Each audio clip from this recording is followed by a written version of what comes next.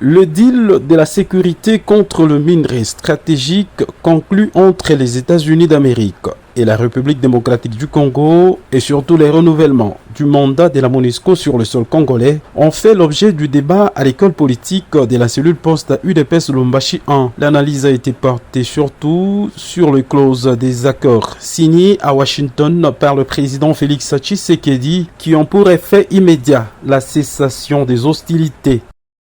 Mais maintenant, les mêmes Américains, comme Anisha, comme partenaire. Et puis, la MONUSCO sera dirigée par les États-Unis.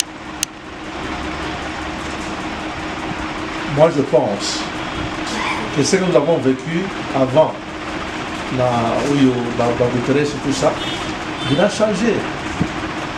Il a changé parce que l'Amérique est déterminée, il y a beaucoup de paix au Congo. Pour que la fin du bus ne soit que le jour, il y a un.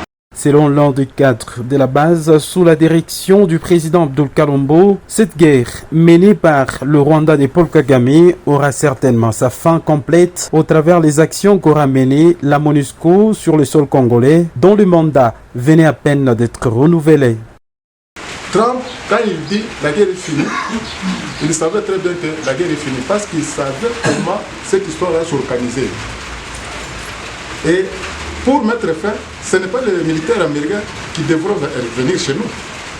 C'est à partir de l'Organisation des Nations Unies, par leur décision, qu'on devait avoir des gens qui vont venir ici chez nous. C'est pourquoi ils ont dit maintenant, la mission, c'est d'aller défendre, d'aller mettre fin. Et encore, comme l'honorable l'a dit, celui qui a la tête maintenant de MONUSCO, c'est un Américain, un ancien militaire. À l'issue de la rencontre, le président de la base, Abdul Kalombo, a souhaité à tous et à chacun une heureuse fin d'année avant de rendre les hommages les plus mérités au président de la République, Félix Antoine Tshisekedi Tshilombo.